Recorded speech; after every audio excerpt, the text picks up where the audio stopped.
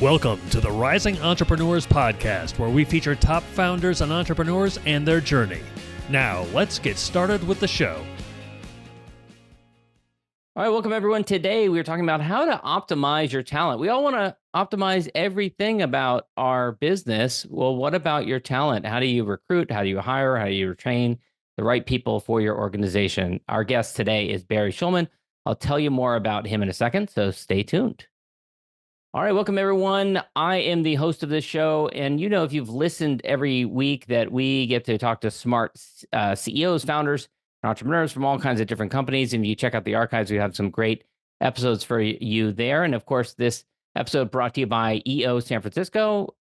EO San Francisco is the local chapter of Entrepreneurs Organization, which is a global peer-to-peer network of more than 18,000 influential business owners with 200 some chapters in 60 plus countries. So if you are the founder, co-founder, owner, or controlling shareholder of a company that generates over 7 figures a year in revenues, and you want to connect with other like-minded successful entrepreneurs, well, then EO is the right fit for you. And the EOSF chapter was founded in 1991. Today has over 120 members in industry ranging from marketing to agriculture, tech, and professional services.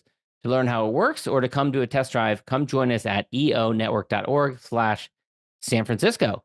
And before I give an intro to our guest today, I'll just tell a little bit about myself. So my name is John Corcoran. I'm a member of the board of EO San Francisco. I'm a co-founder of Rise 25, which is a company that helps B2B businesses get clients, referrals, and strategic partnerships with Done For You podcasts. And our guest today is Barry Shulman. He's a talent advisor, executive search expert, and predictive index expert. We'll talk about what that is if you don't know what that is. He has over 30 years of experience working extensively with different executive teams, serving as both a retained executive search consultant and a leadership coach. He started his career on Madison Avenue in New York City, recruiting executives, later established his own management consulting firm in Silicon Valley in the early 1990s. And so he's seen a lot of ups and downs over the years, and we're going to talk about all of those. We've seen a lot of that. But Barry, a pleasure to have you here today, and I love to hear about how people were as a kid, what they were like. And I know you grew up in a family with a lot of different entrepreneurs. Your father was an entrepreneur. You had a lot of family members that were entrepreneurs. Take us back to what that was like growing up with that kind of atmosphere around you. Well, John, short of the abject neuroses that I endured growing up in a family full of entrepreneurs, immigrant entrepreneurs, right? So nobody had a job. Like, nobody worked for anybody. Everyone was starting their own businesses. So, my dad basically was an insurance broker. He just started a brokerage. He was just selling insurance. I had an uncle who started a newspaper. Everybody started small and got really big really fast. An aunt started a design business and all of a sudden had many people working for her. It was just normal for me to not see people get up and go to jobs. Yeah. They would work, but they didn't go to jobs. And so when you in high school started a company called Helping Hands, where you actually had caterers who would pay you an hourly rate, and then you would recruit your friends and pay them a lower hourly rate, that probably wasn't all that abnormal for you. For me, I can say, having interviewed, well over 1,000 different guests, it takes a lot of people a long time to realize that calculus. A lot of people will just, do the work themselves for a long time before they realize, oh my gosh, I can hire other people, pay them, a little bit less, and then I make the difference. So you realize that at a young age. I can't believe I'm talking about this online and on tape. This is something that I've not really shared with anyone for 30 years. So good on you. I mean, basically what happened was I had a part-time job working for a caterer, and they called me all the time. And I didn't want to work all the time, and they kind of bamboozled me to work.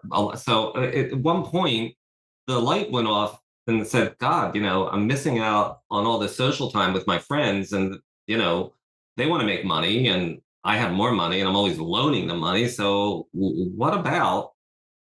So I don't like to say I pimped out my friends, but ultimately everyone just got together and we went to the caterer I worked for and several others and said, "Where's some cheap talent for you?" So they billed us at, like $15 an hour, and maybe they paid us a little less. And I kept a little more than 50%, about 50%, and gave the other half to my friends who were thrilled. It was all cash under the table, and it was fun. We were, we joked around and had fun and ate great food, and had. I mean, Sounds like a good tell you the gig to details. me. Yeah, it was it Yeah. was it was a good gig while it lasted. And I Yeah. mean, at one point, there was a weekend that I had like 45 people out working, like Wow. over the summer, like Memorial Day and Labor Yeah. Day. Yeah. That's amazing. You must have gotten a reputation in your high school. Go to Barry if you need a job. Well, this was in the senior year, and yes, but let's leave it at that. The reputations. I mean, that's amazing that you had figured that out. Because I mean, as I said, I've seen so many people that take a long time to figure out that lesson. Okay, so you're basically kind of like stepping into the talent solution space. You're helping a company that needs talent. You've got the connections to that talent, so you're placing that talent. So next natural step, of course, from here is to start a company where you're bronzing baby shoes, right? That You're going to talk about that too. Oh makes my God. I makes can't total believe you brought sense. that up. Hey, well, listen, Well, first, explain to those who don't know what bronzing baby shoes is, because I remember my grandfather having bronze babies. I think they're still at my parents' house. John, we not only bronze, but we porcelain, silver plated, gold plated, whatever. I've done dentist glars and football cleats and whatever. Hmm. Basically, I'm in college. I need some extra cash. I'm looking in the New York Times, and there's a help wanted ad by the Barry Company. So it caught my eye. So I call the guy on the phone. There's no internet, obviously. We're talking about the 80s. And he said, "Yeah, he said, I'm looking for a sales rep in Philadelphia." I was at Temple University.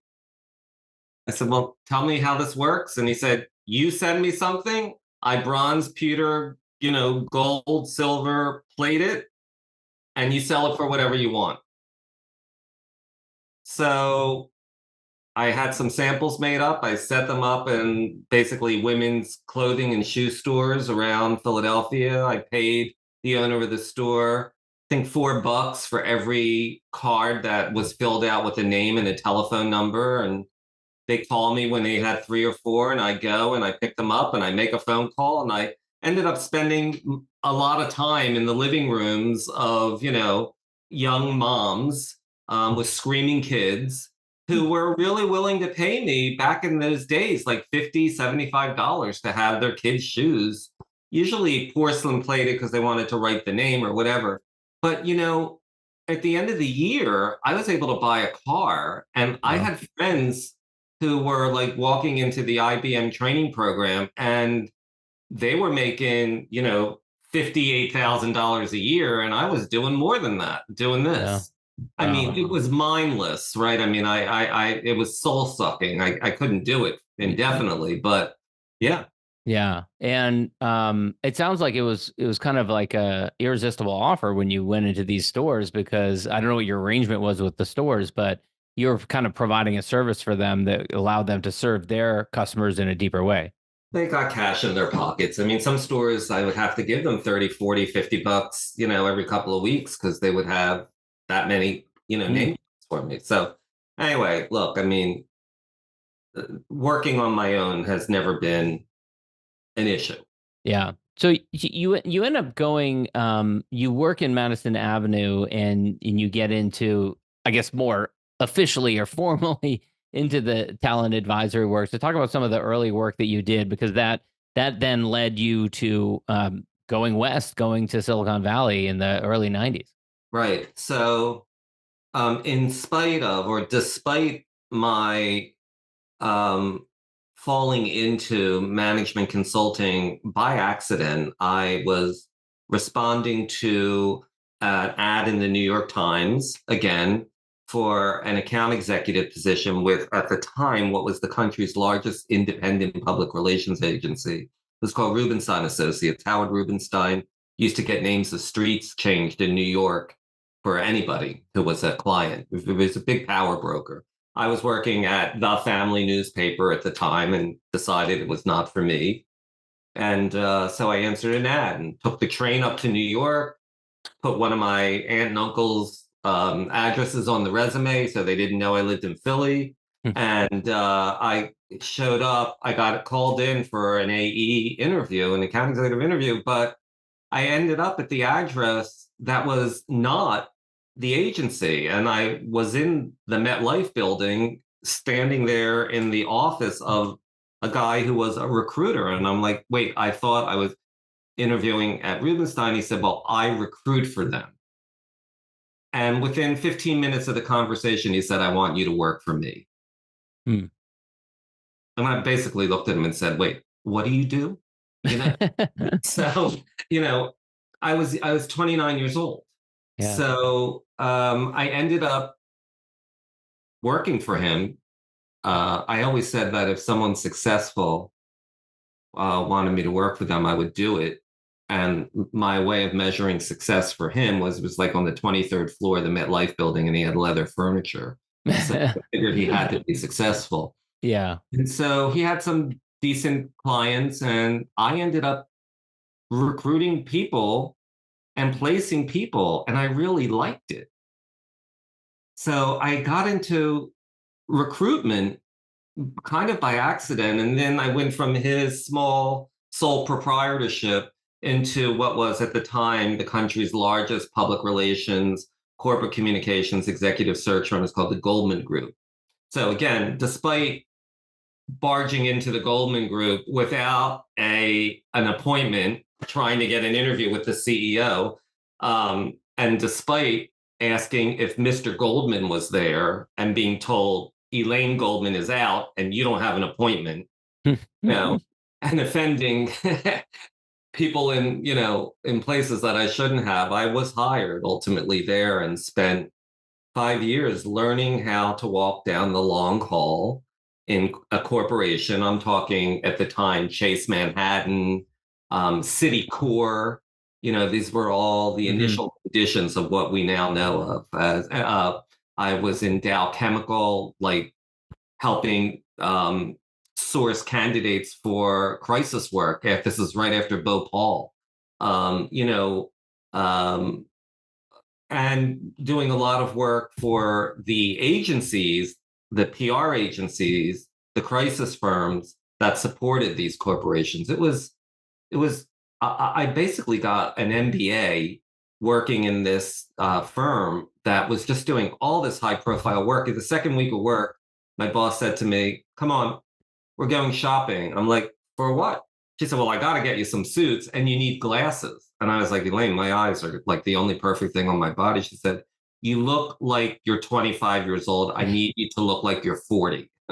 It's not going to happen. But so, I just got dressed up and just learned how to do it. Yeah.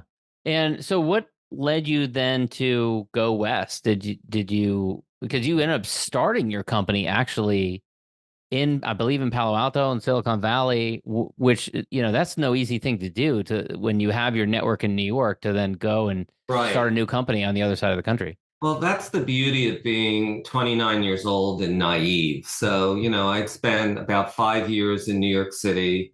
And the first couple of years in New York, I thought that everyone in the world should have to live in New York City, because how else are you going to learn how to get along with people and understand compromise and such. But by the beginning of the fifth year, I realized for me, it was a pretty unhealthy place to live and I needed to get out. And I asked the CEO if she was interested in starting what would be Goldman West. And she's standing there looking at a successful but yet young 29-year-old and kind of took a pass.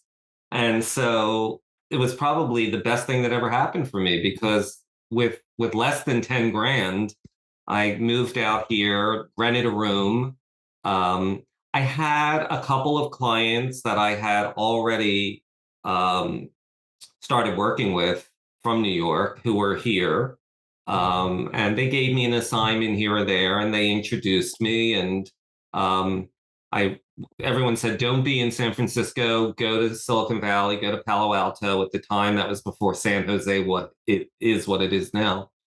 And I found the tallest building in Palo Alto, which was at University in Cowper, and started on the top floor, knocking on doors, looking for an office.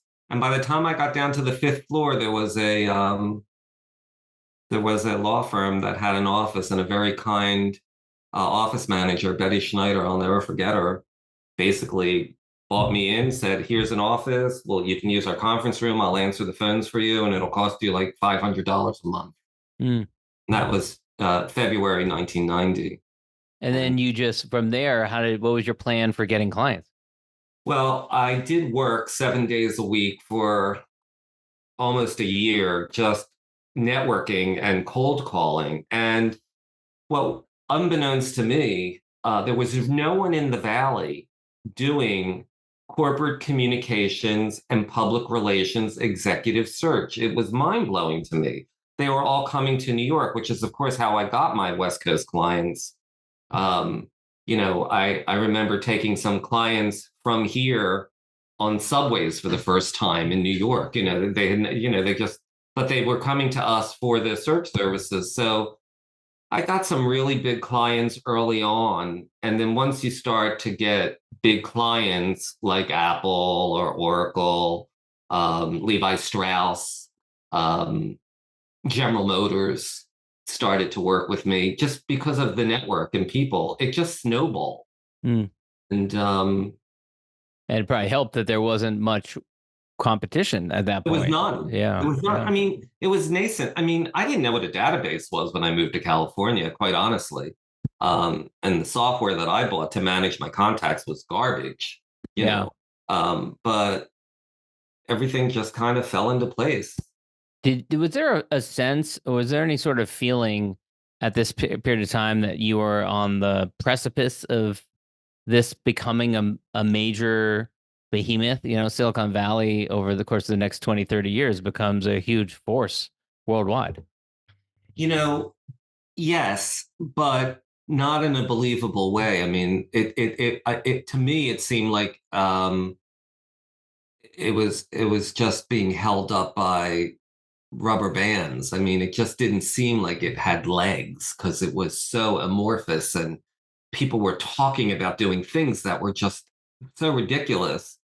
And yet they were scaling, all of a sudden. Yeah, I remember dealing with a candidate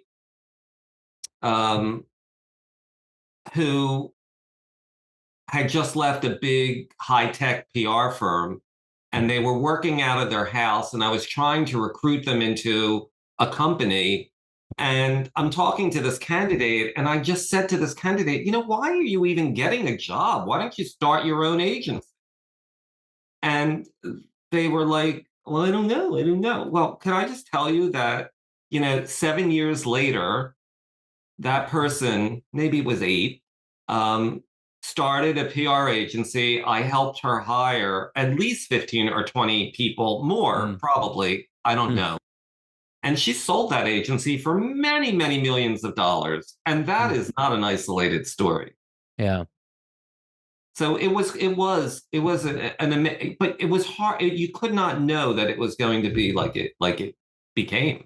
Right. And it did become a house of cards, right? The dot-com bust was, what I kind of thought would happen. And was your business just going gangbusters before the dot-com bust? What was that? Totally. What was that like for you? It was a horror show. I made the classic mistake of becoming tech oriented. I had signed a $22,000 a month lease on an office. That was no problem. I mean, I was clearly able to pay that, and have several recruiters working for me. And it was great. And then all of a sudden, in a matter of 10 days, I lost every client, every dollar of income. And I was sitting on $1 million lease. Wow. Yeah. Wow. So it was pretty brutal. How long did it take after that to recover? It took me about 5 years to get back up to a a place of profitability and uh, comfort and ease, Yeah. to build the client base back up again. I mean, the people remained, but everyone was skittish, right? I mean, you can't live through that and not be. But, you know, talk about the gold and the molasses. I mean, you learn a lot. I mean, I always say that Silicon Valley years are like dog years. Yeah. If you spend 10 years in Silicon Valley, you look like you're 100. Yeah. Yeah. Yeah. And so after that happened, did you diversify then? Because tech, you Oh didn't want to yeah. have all your eggs in one Oh basket. yes. Oh yes, yes, yes. Yeah. That's when the management consulting really kicked in because it became clear to me that most of the people who were in positions of power in terms of managing people had no idea how to do that. Had no idea how to structure teams. Everyone was kind of just guessing and feeling along. And some organizations had best practices. Some organizations got it done, did it better than others. But there were always people who had their this pie in the sky eye who were willing to forego certain processes and systems that you just can't. And when especially you're hiring people and organizing teams and putting structure in place. Right. And I imagine that's a tension a lot of times the clients you're working with, because a lot of times what got them to become the success that they are, whether it's, Google or Facebook or Apple, any of these companies, a lot of times they were scrappy kids in a garage, literally or figuratively, doing things differently, and then eventually they grow up, and so is that a challenge sometimes to try and get them to formalize their operations? Is a challenge to get them to be more grown up, to in terms of their hiring? What I found was quite simply saying to anybody in the C suite or any executive, look, if you do it this way, you can either this is going to happen or this is going to happen. But if you try doing it this way, then these are the things that can happen. And that was it. Like just almost like a cafeteria style like just telling people, this is what I've seen happen. Hmm. And this is how it's going to go. Now, if you try putting these systems and programs in place, then you'll see for yourself. And that was kind of it. It was, everybody's the light bulb goes off. It's like, wow, I don't want that to happen, or I need this to happen. Hmm. So I know now, in terms of the work that you do now, there's a number of different things you do, and you also have talked about kind of what keeps a business owner up at night. Some of the top talent issues that they're concerned about, everything from recruiting to interviewing, onboarding, things like that. Let's talk about that, especially, now as we record this in mid 2024. What are some of the different areas in which companies are most concerned with right now? Right. So, you know, you make a good point about 2024. The technology now is so amazing. I mean, it's 2024. Like we're in the precipice of AI taking over almost everything. So in the past few years, the technology around assessing people and workplaces has been a total game changer for hundreds of thousands of companies globally, and every imaginable industry and language. So several years ago, I was recruited by what is the country's, if not the world's, largest and most widely used workplace assessment tool. It's called Predictive Index. And so I hadn't heard of it before. Most people have not, even though they have a huge installed base, like I said, globally.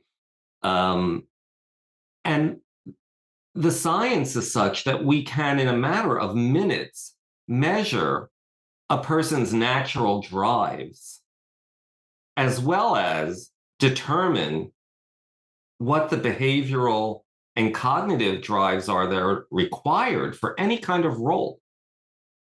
uniquely, not off the shelf, like all CEOs, all CFOs have to have a pattern that looks like this, and all operations people have. No, they're all different.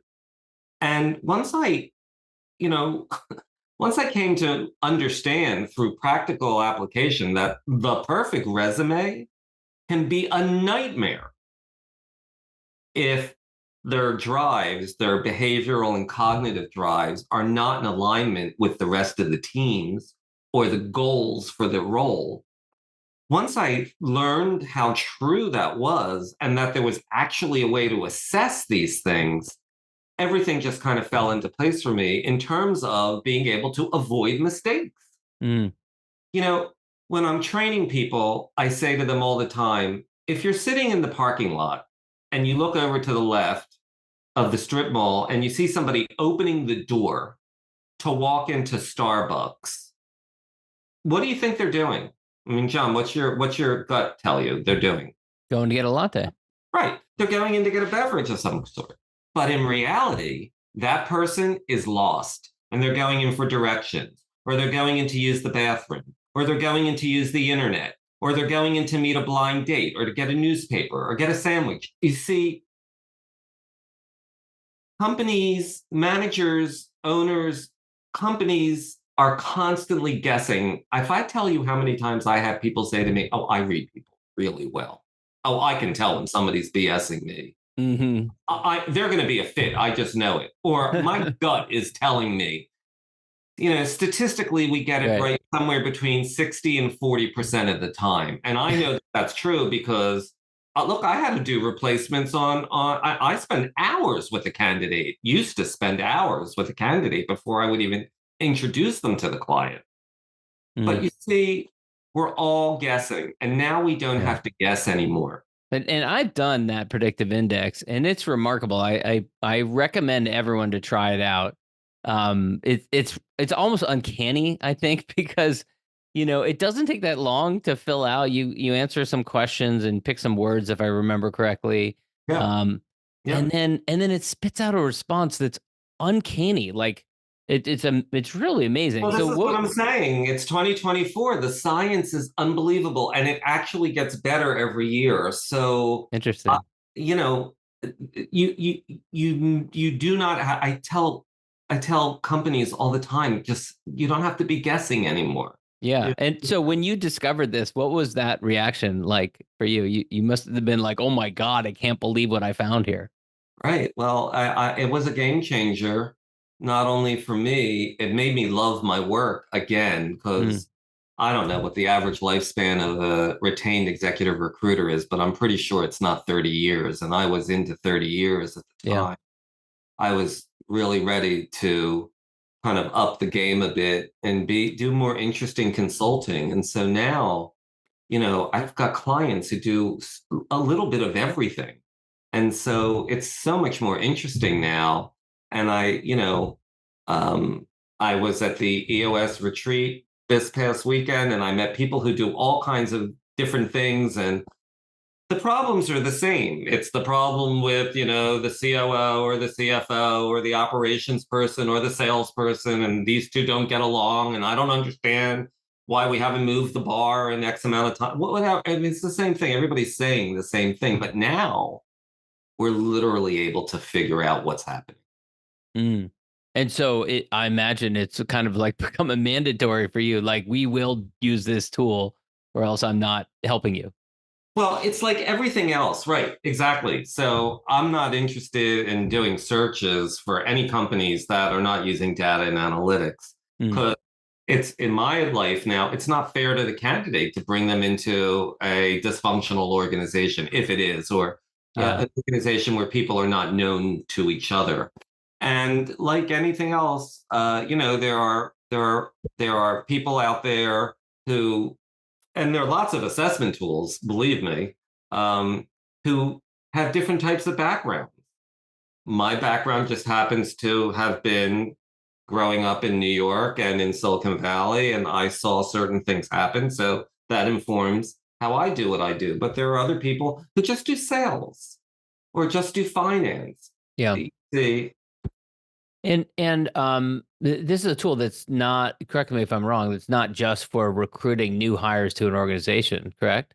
Oh yeah, no, this tool is how to manage them, coach them, retain them, how you inspire them to grow. Mm. And you kind of said it at the top of the call. How it helps you optimize your talent. Yeah, yeah. Really cool.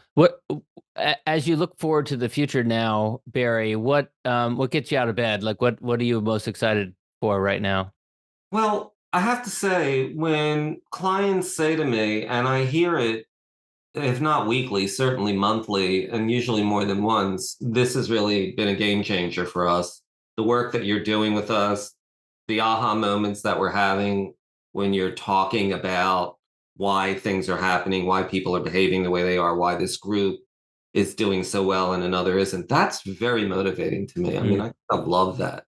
I mean, uh, I've always liked telling people what to do, and I'm always very nice about it. But at the end of the day, to have people listen and come back and say, you know, this is going to double my income Mm. or more, is it's pretty rewarding. Yeah, and to see teams form and gel and then create amazing things that no one could predict before has got to be amazing as well.